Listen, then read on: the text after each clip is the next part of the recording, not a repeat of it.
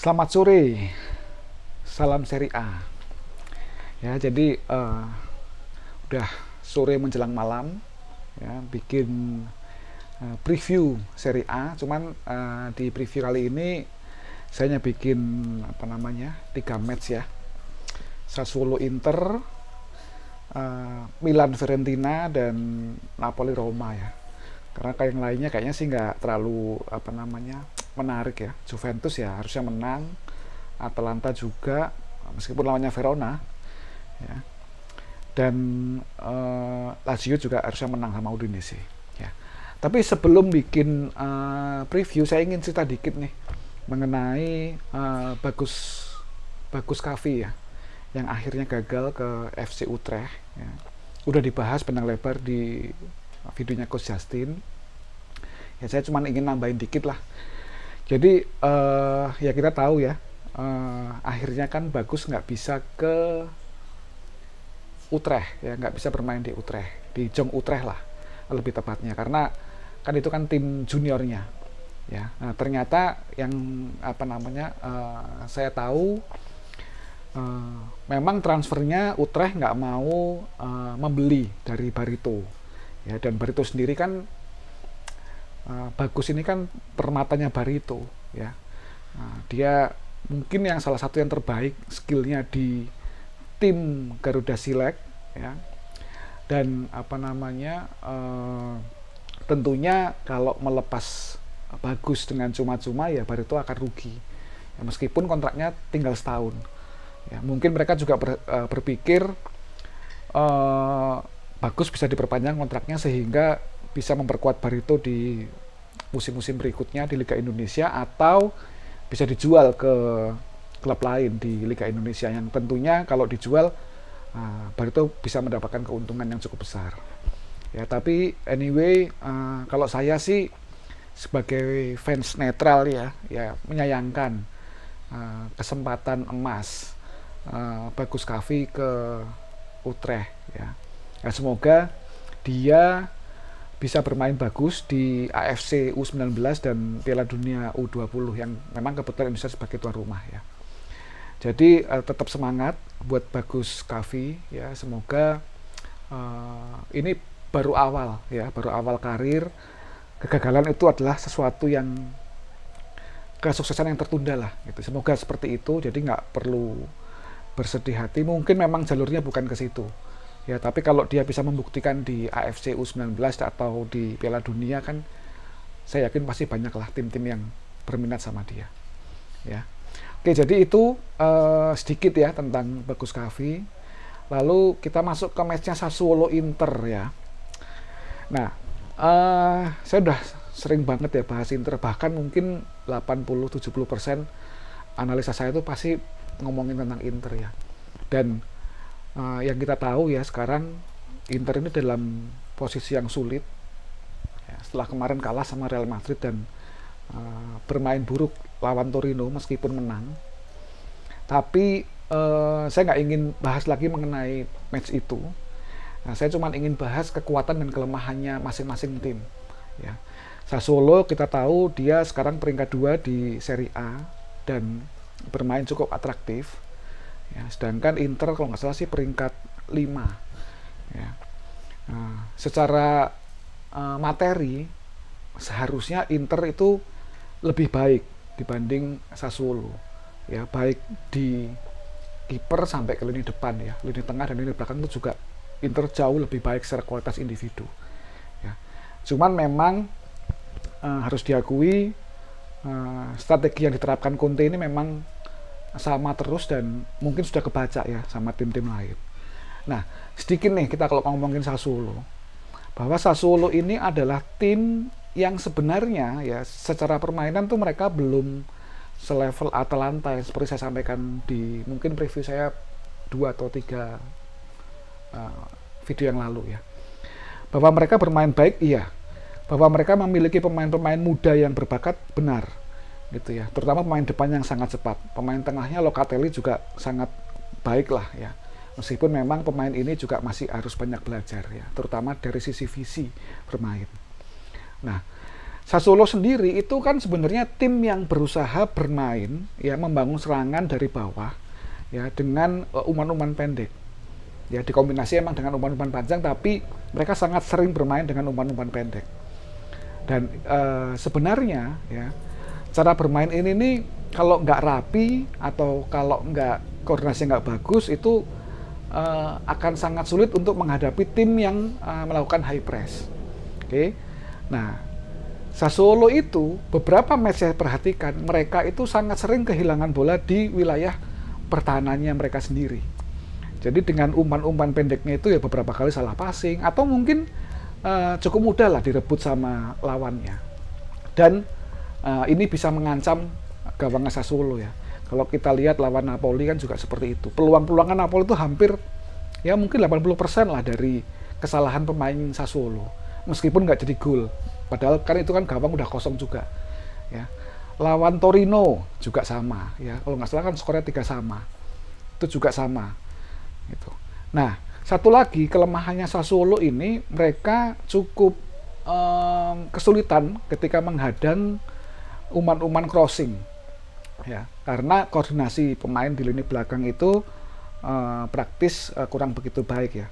Kalau kita lihat kan backnya Ferrari ya kalau nggak salah ya, Ferrari sama siapa nih backnya nih? Chiriches ya, pemain senior sebenarnya. Ya, itu beberapa kali lah terlihat out of position gitu ya untuk menghalau umpan-umpan crossing, dan sebenarnya ini adalah keunggulannya Inter ya, di mana mereka sangat sering bermain melalui sayap ya, dan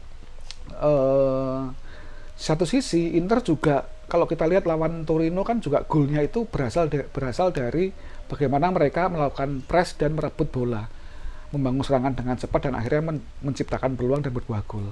Ya. Nah, ini sebenarnya menjadi kelemahannya Sassuolo. Cuman memang apabila Sassuolo itu berhasil membangun serangan sampai ke tengah, memasuki area pertahanan lawan, ini cukup berbahaya. Karena pemain-pemain depannya itu memiliki skill, ya, punya skill yang cukup baik, ya, baik itu untuk melepaskan passing maupun untuk melakukan dribble. Memanfaatkan skill individunya. Nah, jadi memang Inter harus pinter-pinter nih apabila mereka ingin merebut bola di sisi pertahanan Sassuolo. Ketika bola udah sampai ke depan itu memang harus cepat untuk defense ya, cepat untuk setup di defense-nya.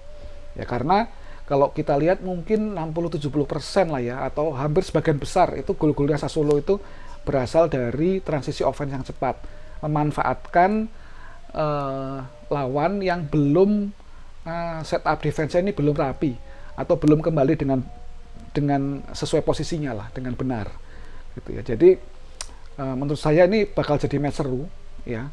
Kelemahannya Sassuolo itu sekaligus menjadi kekuatannya Inter, sebaliknya kelemahannya Inter di mana mereka kesulitan ya terutama di musim ini untuk transisi defense dengan cepat, itu juga menjadi kelebihannya Sassuolo ya. Nah, kalau kita perhatiin kan musim kemarin tuh skornya gede-gede tuh. Inter menang 4-3 di pertemuan pertama, pertemuan kedua itu 3-3. Ya, ini membuktikan bahwa memang dua tim ini nih sama-sama punya kelemahan dan kelebihan yang bisa dimanfaatkan oleh lawannya gitu ya, oleh Sassuolo maupun oleh Inter. Jadi itu ya, saya tetap optimis Inter bisa menang ya, karena emang Inter butuh kemenangan ya, semoga memang terjadi di lapangan. Oke, lalu kita masuk ke matchnya Milan Fiorentina ya. Milan tanpa Ibra ya, tapi Fiorentina yang saya pikir kan kemarin pelatihnya Cesare Pradilli ya, pelatih baru yang pernah membawa Fiorentina menjadi tim besar di 2005 sampai 2010. Nah, ketika lihat permainannya ya, ini memang Fiorentina masih berantakan sih mainnya gitu. Pradilli merubah formasi menjadi 4 back ya, kalau nggak salah sih 4-2-3-1 ya. Tapi nah ini yang penting gitu, bahwa ketika pelatih baru masuk ya, membawa filosofi sepak bolanya itu, kalau materi pemainnya itu biasa-biasa aja ya, level ya mediocre lah atau level-level tengah gitu ya, itu memang nggak gampang ya untuk merubah, apalagi kan baru beberapa hari itu setelah Iaji ini dipecat ya. Jadi masih butuh waktu. Dan tentunya Fiorentina ini ya di musim ini kalau buat saya memang sulit ya untuk berprestasi ya. Ya mungkin mudah-mudahan nanti setelah menjalani beberapa match sudah mulai klop ya, akhirnya mereka bisa menemukan bentuk permainan dan mulai mendapatkan hasil ya. Tapi nggak bisa instan ya. Jadi kalau bagi fans tim manapun ya, ketika tim itu mengganti pelatihnya di tengah-tengah ya, mungkin ada sekali dua kali mereka bisa bagus ya, tapi itu untuk jangka panjang ini memang berat ya. Dan ini terlihat di Fiorentina ketika berubah formasinya, berubah skemanya ya, pemainnya belum terbiasa lah gitu ya. Meskipun mungkin di tim nasional gitu ya mereka udah terbiasa, tapi ini kan klub ya, dan sama sekali berbeda gitu ya. Sedangkan AC Milan sendiri meskipun nggak ada Ibra, identitas timnya udah terlihat ya, apalagi kalau pemain lainnya bisa main ya. Dan ketika mereka bisa memaksimalkan kemampuannya ya sesuai dengan kapasitasnya, sesuai apa namanya skill individunya pemain, itu saya yakin Milan nggak kesulitan lah lawan Fiorentina ya. Meskipun memang nggak ada Ibra ya, di 2-3 minggu yang lalu kan juga nggak ada Ibra kan, juga Milan juga bisa meraih kemenangan ya. Jadi saya rasa Milan masih punya peluang lah dibanding Fiorentina. Oke, lalu terakhir ke Napoli Roma ya. Ya, saat ini Roma difavoritkan karena Napoli praktis belum menemukan bentuk permainan terbaik ya. Di Liga Eropa kalau nggak salah kan kemarin mereka menang ya, tapi Liga Italia waktu lawan Milan itu kelihatan banget ya, apalagi Bakayoko kartu merah yang berarti dia nggak bisa main kan di match kali ini. Jadi berat lah kalau buat saya, buat Napoli ya, terutama Roma ini lagi top form permainannya ya. Sebentar saya lihat data dulu nih. Oh, Zico udah main nih. Zico udah main ya.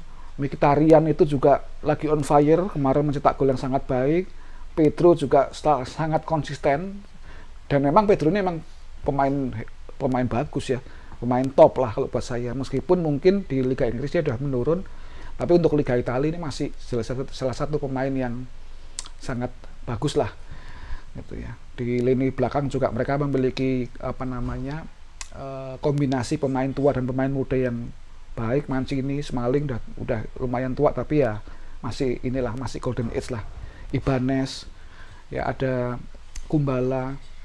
Nah, sedangkan di Napoli mungkin karena si Bakayoko nggak main ya, Deme mungkin main ya, Zielinski juga mungkin bisa main ya. Roma harusnya bisa menang lah di match kali ini meskipun main di kandangnya Napoli ya.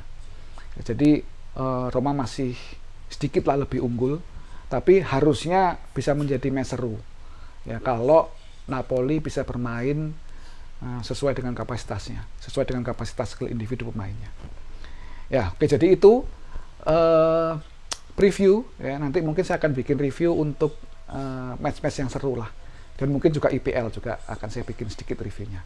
Oke, terima kasih yang sudah menonton video ini. Kalau ada masukan bisa tulis di komen ya. Selamat sore dan salam Serie A.